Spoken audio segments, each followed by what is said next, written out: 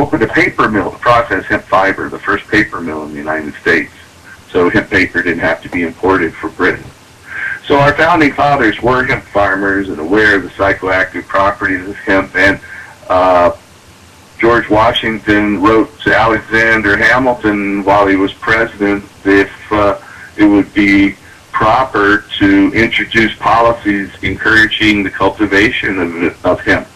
So hemp was an integral part of our nation right up till about 100, 150 years ago, when other processes became more predominant.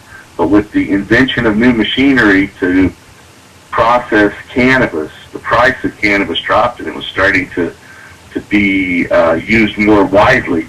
And it was right at those times that the reefer madness myth was invented and the first marijuana laws were created. And until then, the word marijuana was never used.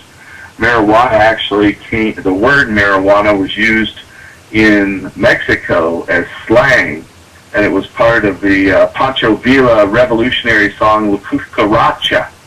And they'd say La Cucaracha, or the cockroach in Spanish. They said the cockroach would smoke marijuana and then he'd fall down. And so that is where our these industrial oil petrochemical industries came up with the word marijuana to prohibit it. They said it was a deadly new drug, said it caused people to go crazy and kill their friends, just as we saw in that movie Reefer Madness. And the rest, as we know, is history. We used to go watch that midnight movies and just laugh our ass off. Yeah, I used to watch it, and back in the early 80s, Normal sent me a big 16-millimeter film reel of that, and I showed it as the Washington State Normal coordinator starting in 82 through 84 when I moved to Oregon to help the marijuana initiative, and I sent it back to the National Normal office.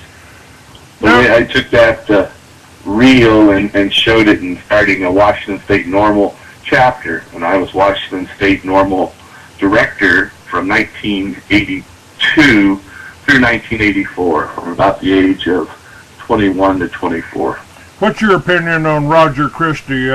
He started the THC Ministries there in Hawaii, and he's being held without bond right now for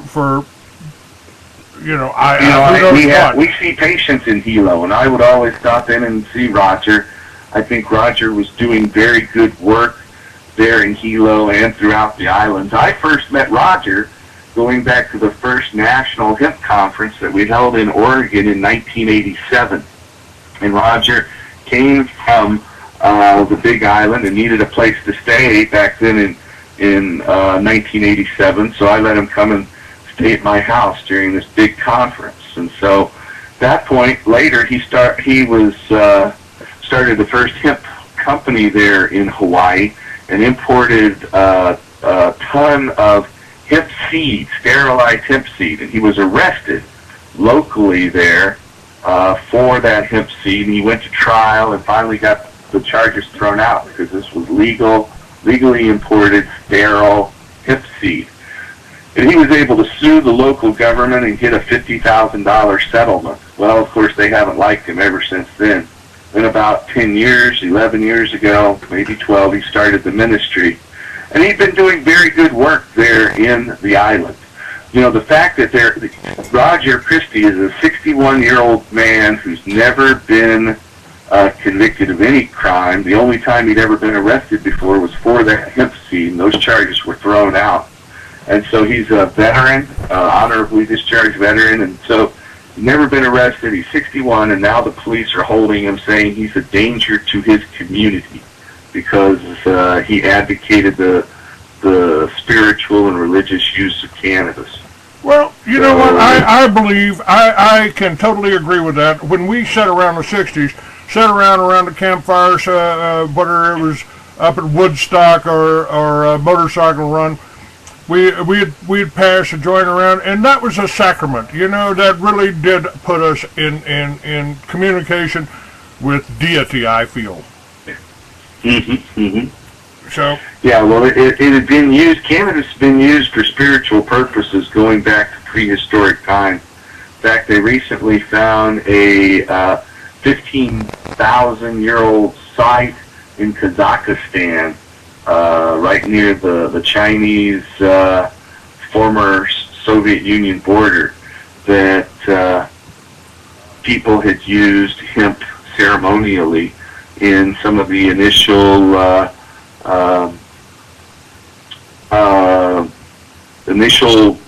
worship places that they can find historically. So there's a movie that's being documentary being produced about that will come out next year.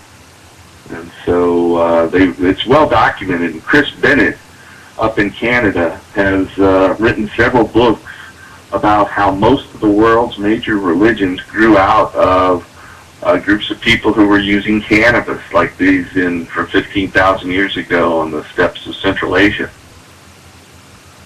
If you actually look at hemp as well, it's indigenous. Our natural region was in the high Himalayas around Kashmir, northern India, and Nepal, and Tibet. And it grows on the mountaintops there even today. But back about 15,000 years ago, its cultivation spread out of its natural area to the flanks of its indigenous area, to the Tigris-Euphrates River Valley in Iraq and the Yellow River Valley, or the Huanghe in Chinese Valley. And both of those areas are acknowledged as the first agricultural settlements. And back about 12 to 15,000 years ago, they both began to cultivate hemp. And all archaeologists agree today that cannabis was among the first crops purposely grown by people, and it could very well be the first. Carl Sagan, the Cornell astronomer who passed away about 10 years ago, who was famous for the public broadcasting series The Cosmos, he speculated that cannabis was the very first crop purposely grown by people in his book, The Dragons of Eden. Hey, so all archaeologists you can certainly read into the Bible that every plant was given us, and I believe this that cannabis is the plant of renown that the Bible talked about, possibly even the tree of life, maybe even the burning bush, huh? Well, that's true, and there's a lot of evidence that it was integral to the anointing oil that was used by the early Hebrew church, that those were high-potency cannabis-infused oils. And so, Christ means anointed one, and to be anointed, it would be using this highly potent psychoactive cannabis oil.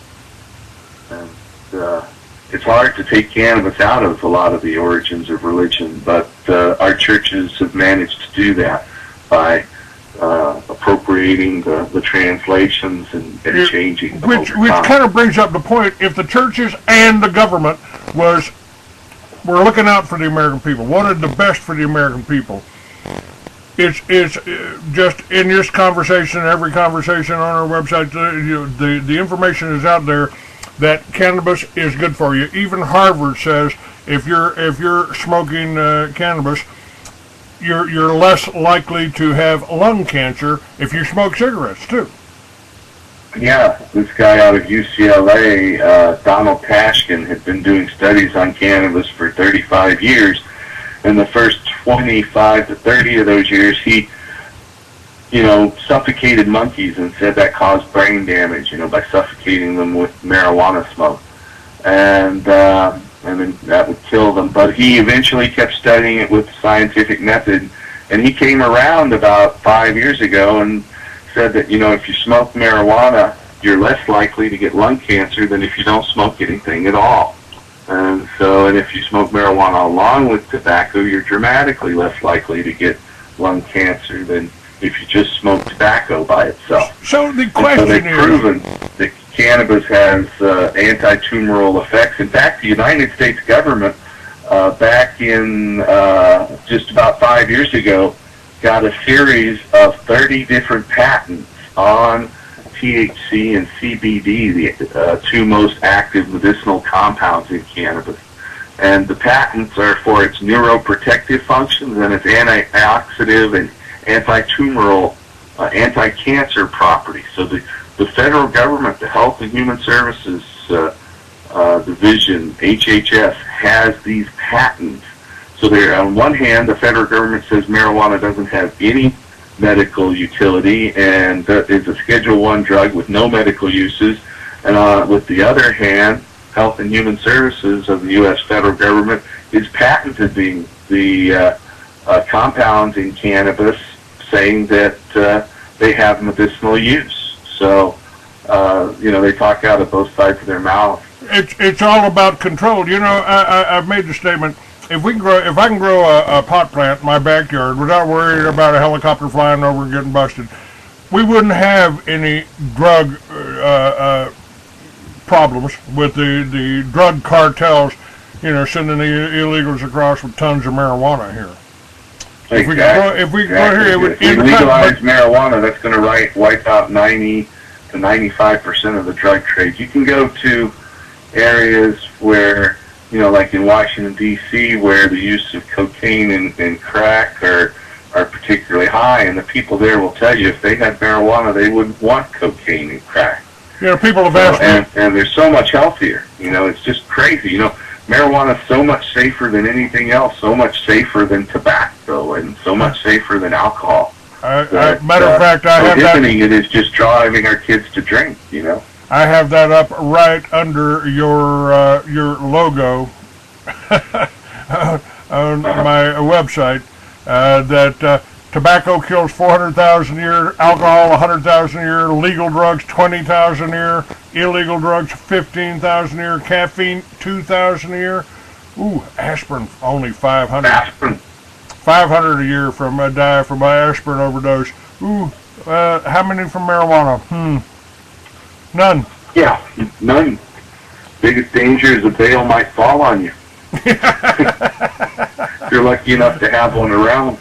That's right. Now, what is the reason for this? Now, Ayn Rand may have had it right when she said in Atlas Shrugged, the government has no control over honest citizens, so they have to make criminals out of us. Yeah, exactly. I often tell people that marijuana prohibition is not about drugs.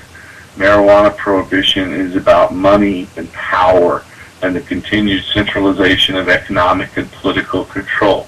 It's really the brainchild of the petrochemical industry because they don't want to compete with hemp seed oil and hemp biofuels. And in fact, something that this fellow who produces a movie called Fuel, Josh Tickle, said when he came on our TV show Cannabis Common Sense, is that alcohol prohibition, in fact, was the same thing. Henry Ford was producing a lot of ethanol and it amounted to about a third of the nation's fuel usage up until 1915 and 1917 when they made alcohol illegal. And that stopped the development of ethanol fuel stations. So it went from having 30% of the fuel production to virtually none once alcohol was prohibited. Well, when alcohol prohibition came to an end, these same forces needed jobs. And Harry Anslinger, the first head of the Federal Bureau of Narcotics, the successor of today's Drug Enforcement Administration, he had been an alcohol agent, and his uncle was Andrew Mellon, the Secretary of the Treasury, a powerful petrochemical industry. Right, just happened to be DuPont's banker. Yeah, the DuPonts, the Mellons, the Rockefellers, people who control, and William Randolph Hearst, who controlled large swaths of forest and lots of newspapers, and the founder of the term yellow journalism. They combined to create this myth, the reefer madness myth, and said that there's this deadly new drug called marijuana. They didn't go back and say, well, this is the oldest cultivated crop known to man, but they said there was a deadly new drug, and they based it on racist fears, as the word marijuana clearly shows. And they said that it also caused African American people to look other ethnic groups in the eye. And at the time, that was illegal under the Jim Crow laws. And so that just shows the racist basis and the lies that were foisted upon the American people to prohibit hemp. In fact, in the United States Congress, when the Marijuana Tax Act was being debated, this Dr. Woodward from the American Medical Association came in on the last day in the public hearings at the committee level and opposed marijuana prohibition. He said, this stuff you're calling marijuana, well, this is cannabis, and we use this for a wide variety of medicine. And so the AMA opposed it. When they went to the floor of Congress, the people in that committee lied and said that the AMA endorsed the bill to prohibit cannabis, called the Marijuana Tax Act. And the Speaker of the House at the time was Sam Rayburn of Bonham, Texas. And Sam Rayburn, back on his farm in Bonham, grew hemp to make, textiles and cordage. And when he introduced the bill, he said, this is a proposed law about something called marijuana. Well, he grew hemp on his own farm back in Bonham, and he didn't realize he was prohibiting one of his crops when he introduced that bill to the floor. Then they lied and said the AMA had supported it, when in fact the American Medical Association had opposed it. So the whole basis of marijuana prohibition is lies and racism, and it continues today. It's all about, as I said, and you noted as well, it's about money, power, and control. And they want us to use petroleum because it's capital intensive. If you want to go out and drill for oil, it takes millions of dollars. If you want to open an oil refinery to, make it into fuel or other petrochemical products, then you've got to have tens of billions of dollars. Well, most of us can't compete in that market. Where if you want to grow hemp and press that seed oil into over 300 gallons of fuel per acre, then that's only your seed oil press is just $2,000. You don't need hardly anything to enter the hemp biofuel production industry, but it takes billions to enter the petrochemical when I came up production. When I came up with the idea of the Liberty Villages, growing your own food and growing hemp, making products out of it, making your own electricity, suddenly we got S510 popping up. And basically it's my whole concept for Liberty Village. You can take a neighborhood in a town, put wind generators and solar on the roof, and garden in the backyard, and you can turn your whole neighborhood into a productive unit. But then all of a sudden S510 pops up. Is that going to affect the growing of hemp too? Is this just another way that the government is trying to get into your backyard to see what you're growing? Probably so. That bill is just winding its way through the legislature. We don't know if the president's going to sign it into law, do we? The president hasn't taken that up yet. So I think that we'll be able to litigate and get those things thrown away. But it is obviously just another move by the corporate state to take more and more control over people's day-to-day lives and to stop us from gaining the economic means to break away from the corporate system and the system that the United States runs on today. But slowly but surely, you and I and our listeners out there are seeing the truth. So, I'm sure that that will be litigated and hopefully thrown out if, in fact, it does become law. This. You're talking about the lies. We've fought wars based on lies, and back in the Second World War, they even allowed and asked the farmers to start growing hemp again. That's right. Yeah, the United States Department of Agriculture produced that film that Jack Herer found in the Library of Congress after researching there for months. He found it tucked away in the bottom of a box, this United States Department of Agriculture film called Hemp for Victory. Yes. It really opened your eyes about how farmers had to start cultivating it again when supplies of foreign fiber were cut off in World War II. Now, what happened in California to this legalization movement? To me, what that says to me is that we've got basically 2 years to prepare and educate And it ought to be we ought to be fairly easy to educate in California with the medical marijuana laws being in place. Maybe Arizona now too. But we got 2 years to get it done. A broad-based movement to prepare for the 2012 election there in California. They've already started a campaign in Washington to remove all the penalties from the marijuana laws, to basically legalize it that way.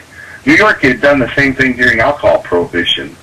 Alcohol prohibition had passed at a constitutional level and had been prohibited in New York along with the rest of the United States in 1917.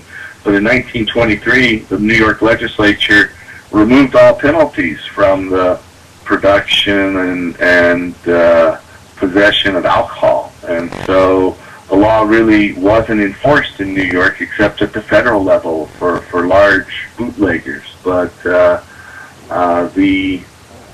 same thing is true with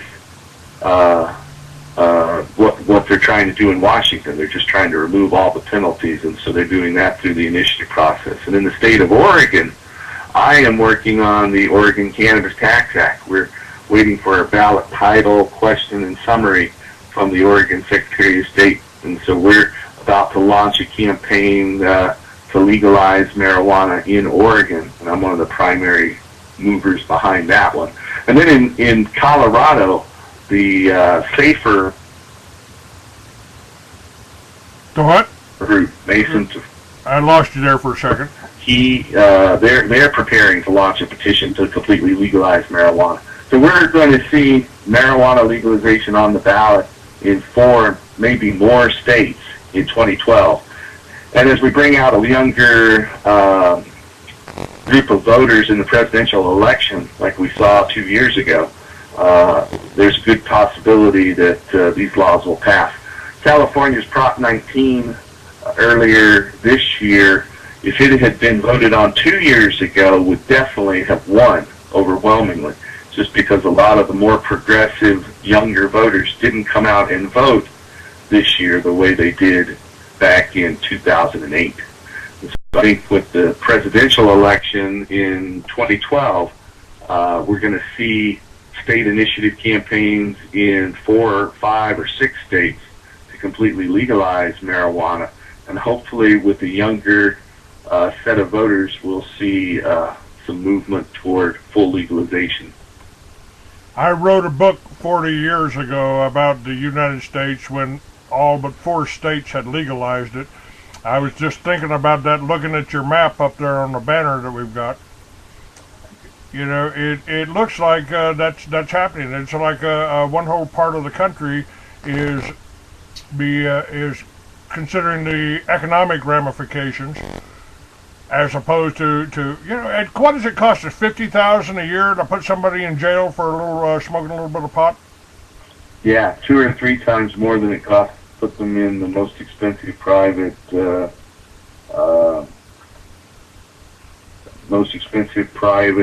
university.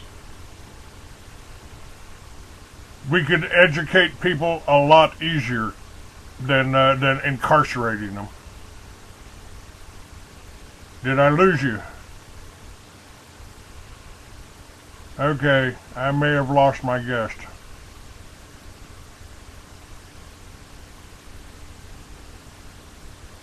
Okay, hang on a minute. Let's see if I can get us back.